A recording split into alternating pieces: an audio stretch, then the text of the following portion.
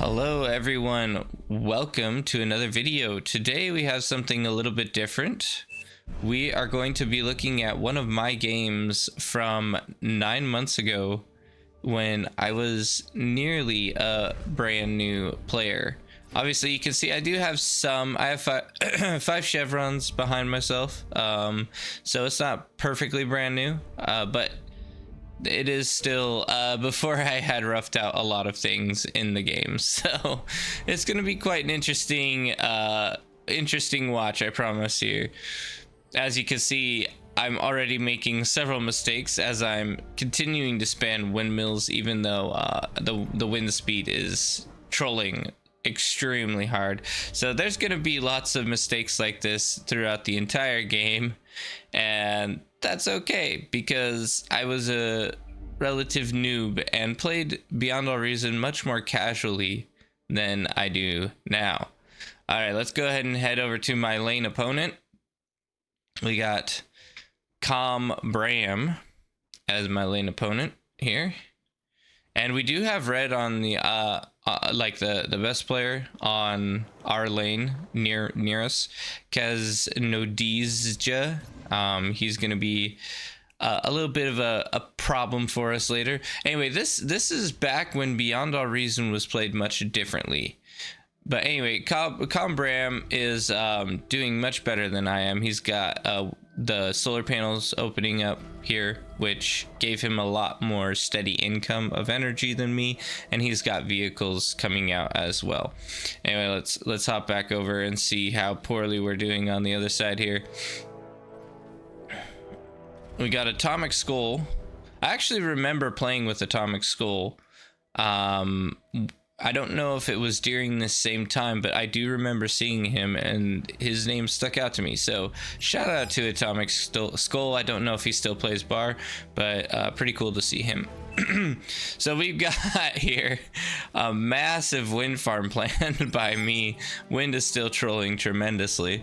And we're just gonna, build it in a giant square. Now, those who might be new to bar or not as familiar with bar, the reason why this is a bad decision is because if one unit attacks a single, well, it could be like 3 windmills. If one unit attacks maybe 3 or 4 windmills and kills them, this entire wind farm will explode and it will chain react every single windmill. And the problem with that is that destroys all of your energy income extremely quickly, to the point where you cannot effectively avoid it, right? So what you want to do is spread them out in a 2-by pattern so that there's a little bit of space between the 2 rows, and that way the chain reaction won't be so bad and it won't actually blow up the entire grouping. So yeah, that was one major problem. Another major problem I have with what I'm doing here is I should definitely have gotten this contour up before leaving the base. It's not the end of the world, but it could be the difference between life or death if I'm not producing units at the front and not using that metal appropriately. It can definitely hinder my gameplay quite a bit here. Also, let's take a look at the factory. You can see that my plan here is whistle spam.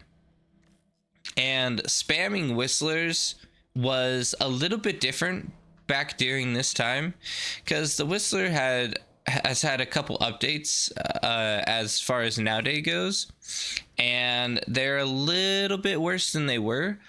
But whistlers are relatively weak vehicles. They're extremely slow, they have very good line of sight, and they're good at poke damage, but they are not good at holding a position and being pushed heavily. So the fact that I'm going for all whistlers here is an incredibly ridiculous play in my opinion, and I would never recommend that anyone do that. starting off with only whistlers. It's a very risky bet due to the fact that they can be rushed and gunned down very quickly. Now our opponent here, he did a more appropriate opening, going for 5 blitzes right off the bat. This is how I would open with vehicles now. I definitely go for blitzes because they're fast and can handle any raids that may happen, and they do decent damage. So he's going to be pushing up to get a little bit more intel here, just to verify that his forward mechs, his last forward mechs, is protected enough and he can you know, defend it. So I got 2 whistlers up, a single LLT, and I've built 3 radar towers, and these radar towers are in about the worst position you could possibly build them. So let's see what this radar tower covers. It covers a little bit of the back line, and so the question is, why do you need to cover a little bit of the back line? I don't know, I just did it, and it wasn't very intelligent. And then we got this one, which also covers a little bit of the midline. I mean, maybe that'll be nice someday, but hopefully there's no leaks back there, right? And then we've got this one. This one is the most disappointing because it covers so little information here. It is just so minor in the details.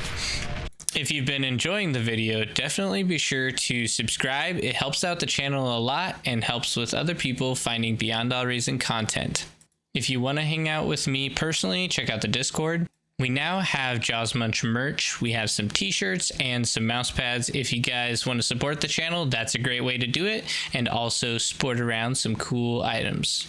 I also want to give a big shout out to our biggest supporters, Nebuchadnezzar and Robot Robert. Thank you guys for the support. It helps out the channel a ton. Also, there's a brand new tournament that Nebuchadnezzar created called Bar Fight. You can check it out on the official Discord page for Beyond All Reason, and you can enter no matter the OS as a casual tournament. I could have definitely put it up on this ridge here, and that would have been a little bit of a better position, or put it up here, and then I would have gotten a lot more range with it. But instead I chose on the ground, barely peeking into where the opponent is. So I was definitely disappointed with my radar positionings. We got a little bit of harassment here from red, and I have these guys in a very risky position. If yellow ends up pushing in on me here, it could be really dangerous. He has a lot more firepower behind him. He's got Janus, which are extremely powerful at poke damage. Then we've got the normal stout, which is also very strong at just taking damage, soaking damage. And then we also have the blitzes, which are very fast and able to get up on top of the units. And here we see why whistlers are not the best play here.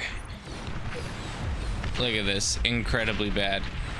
Pushing and going to end up hitting that vehicle, my construction vehicle there. If I'm not careful, he could have gotten even more damage than he did. My comm trying to get the heals in, but man, these whistlers just are kind of paper thin, so it's a bad deal. They're definitely only meant for poke damage. We did kill one of their vehicles, and they got a construction vehicle of mine, which is not terrible. We also have a bit of harassment of artillery here from Red's side. Red, being a relatively good player, he's not going to be messing around with quite as many whistlers. He has a few, but not only whistlers. It's a very risky business to go for just whistlers. So yeah, this goes pretty poorly for me on the front line here. Anyway, let's check the economy out. I have started to make a decent amount of energy conversion here. Energy converters are good, but you can see my energy conversion rate is extremely low right now. I have 9 energy converters and none of them are on because wind speed is just so bad. I also have my energy bar all the way down at 0, which I would definitely recommend you don't do that. You definitely on wind speed want to be up a little bit more and build in energy storage, but that was something I never used to do. Energy was just a single form of income that I ignored largely. I was just like, oh yeah, energy. I'll use it all up and turn it into metal because I need metal more than energy. Also, the extreme lack of care on my front line as far as reclaiming that metal. There's tons of corpses here. Let's see how much. I have a total of 600, 700 metal in corpses that I am completely ignoring. I'm not even trying to suck it up. It's like a afterthought. It's almost not even a thought to me. And this is something that just irks me nowadays because, man, metal is the key to winning your games. And if I had done just a little bit of reclaim there while my units were dying, it would have turned out 10 times better for me. But that was not the case. I did not have a big enough brain to be able to do such a thing.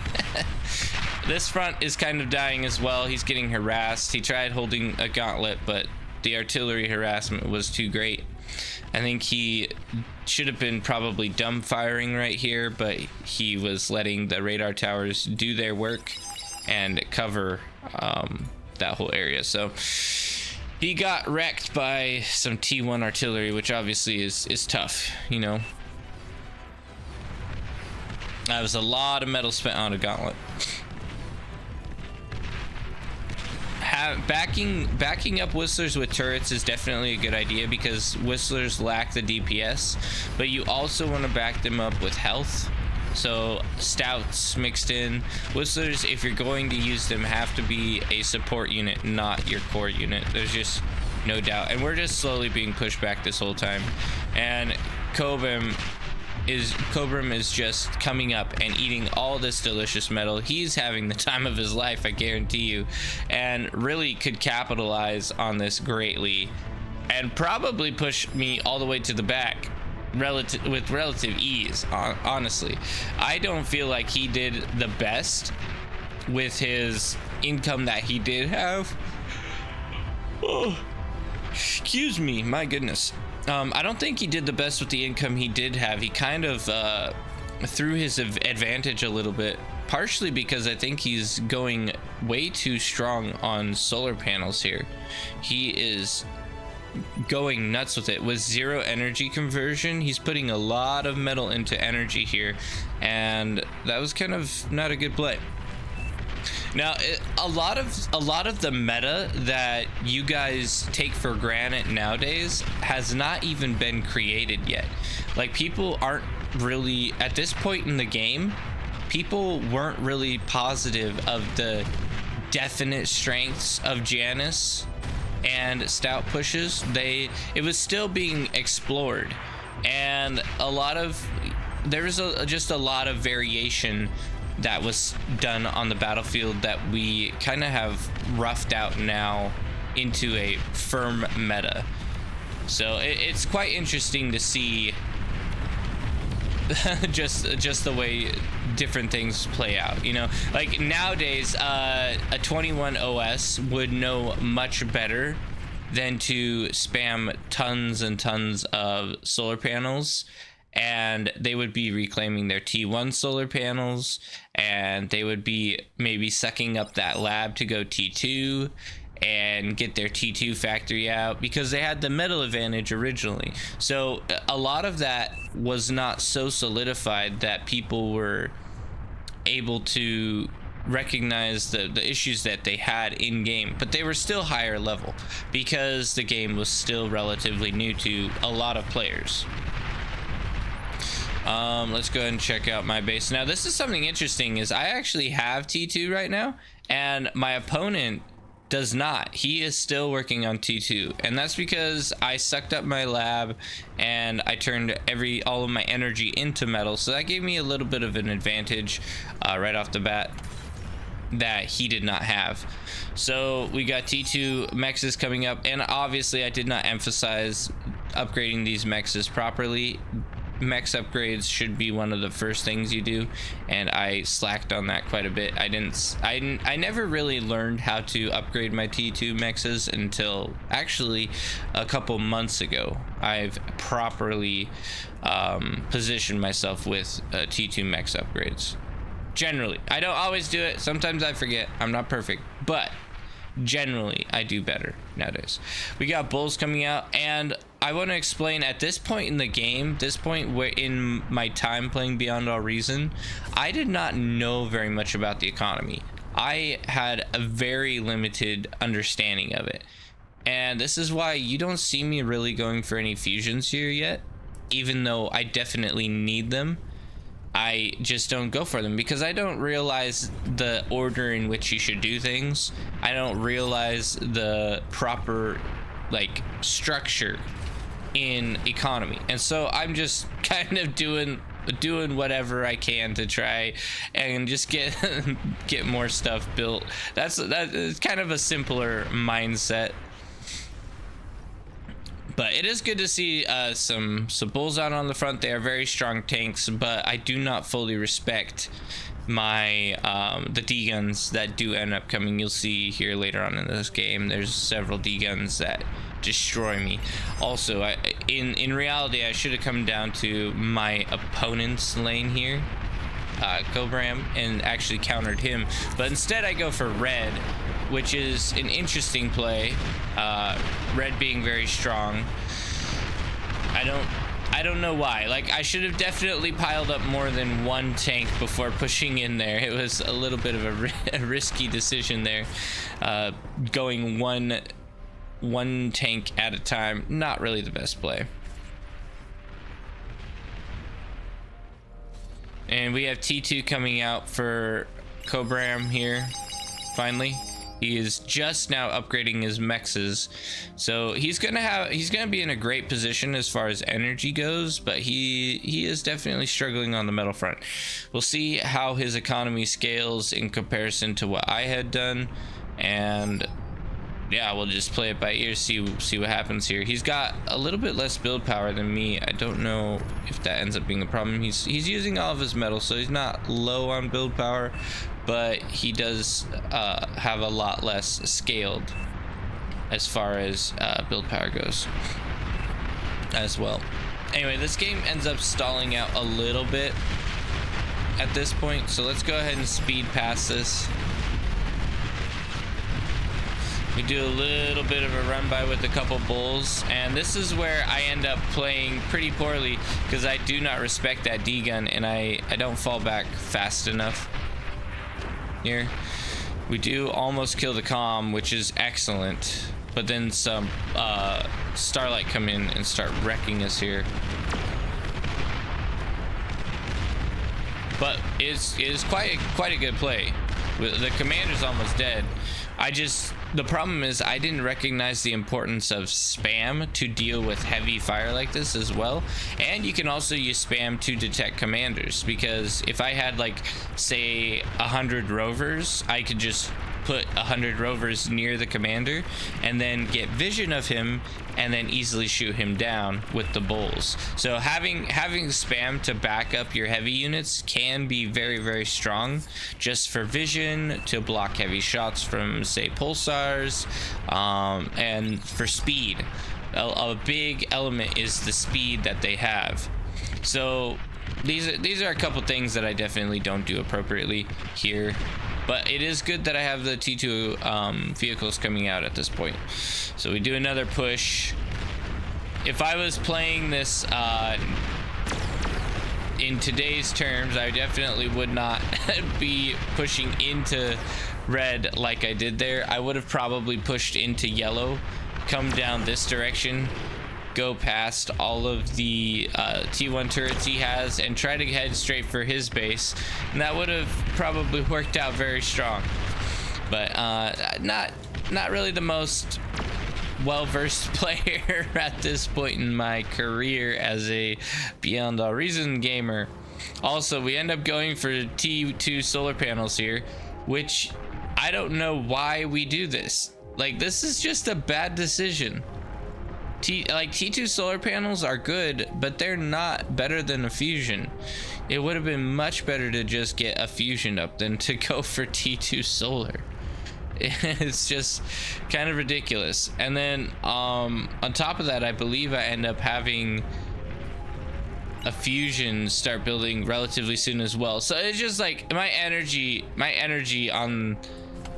in this game is just completely whacked out, garbage. So yeah, don't copy that. It was bad. Red does a decent push here and really puts a lot of pressure on. Now, one thing I do want to say is, guys, if you struggle with some of your games and you feel like you don't know exactly what to do in them, that's normal. Like, it took me several months to get this game down, so don't be discouraged. Like, part of the reason why I'm casting this old video is to show, hey, like, all of us are bad at some point, you know, all of us have areas where we can improve, and just have fun with it. You know, I loved the strength of the bull. Even though I didn't play with him properly, I just love the fact that they had such high damage and such high health. But even I didn't use them properly, but I had fun with it, and that's the main thing. Like, in the early stages of the game, just learn to enjoy the game, learn to have fun with it, even if this is what you end up doing. Building a million T2 solars and a fusion at the same time. Oh man. Anyway, let's go ahead and speed past here. Let's get to the end game. I think the game's almost over. You can see across the map there's a lot of holes. Blue is pushing in on yellow's economy here, and he's already destroyed one player. It's basically going to be over here for the entire game.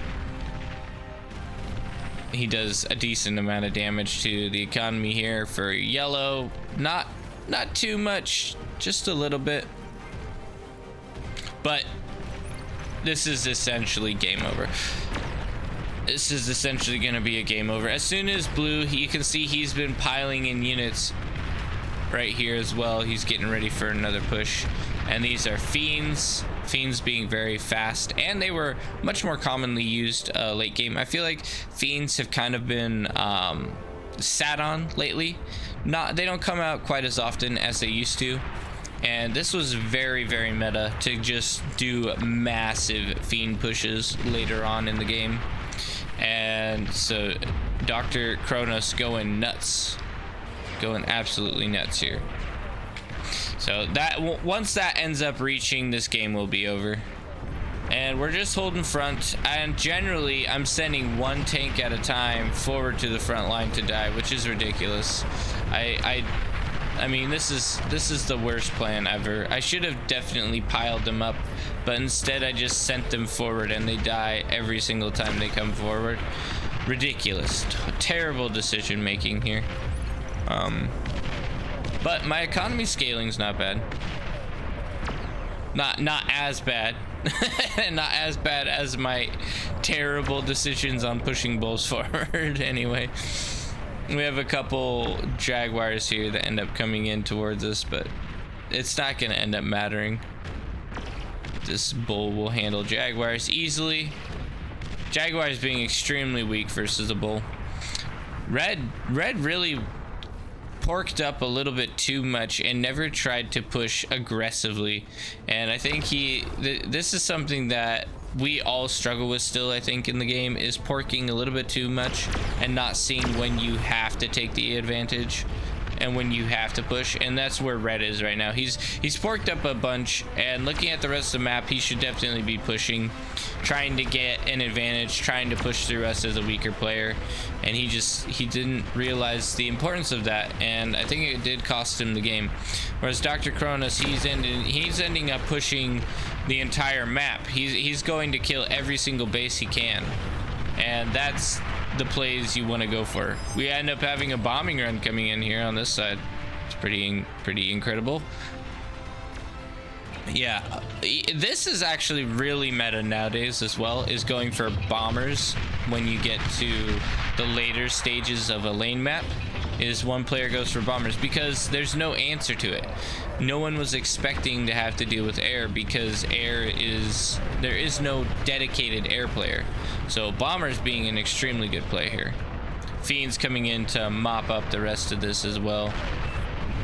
Really just a game over across the map at this point. Bombers cleaning it up. And red is finally pushing in on us here after he's got a little bit of harassment, and there's no way we would stop this. We are far behind in technology, far behind in units and resources, and this is just going to be game over for poor green. Atomic Skull collapsing on the front here as red pushes in, doing plenty of damage. And this is where we're in a bit of trouble, right?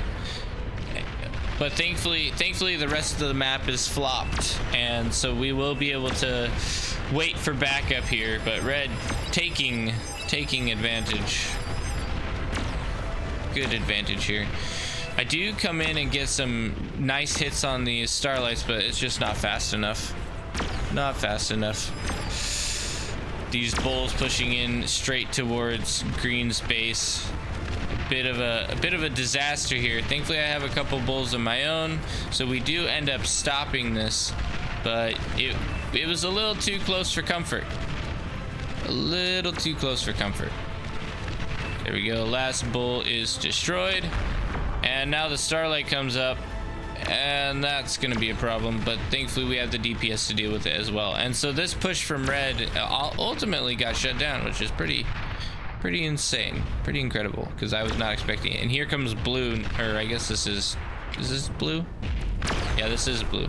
Coming in with the fiends now, and this is gonna be GG at this point, because blue's coming in the back line as well, and red's base is going to be gone. I think we're gonna see a surrender here relatively soon.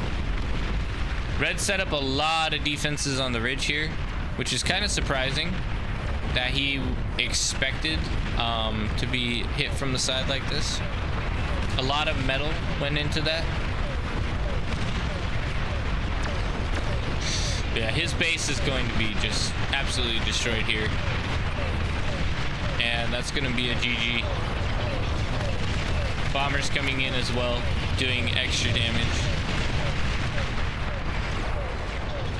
The red team just wasn't able to hold a lane. They collapsed, and it's over. After a lane map goes in a lane map, when one lane goes down, it can be pretty tough to stay on it and to stay relevant as a team, and the red team just didn't pivot enough to be able to hold. So, but anyway, guys, I hope you enjoyed this little game of mine from so long ago, to see the strategies that you should not use in your games because of how bad they are. Anyway, I had fun watching it. It was a bit of nostalgia, looking back at everything that I had done wrong, and just recognizing all the things that I've learned in my time of playing Beyond All Reason. So I hope you guys enjoyed watching it as well. Looks like the last commander is here, and they're getting ready to bomb him into the ground.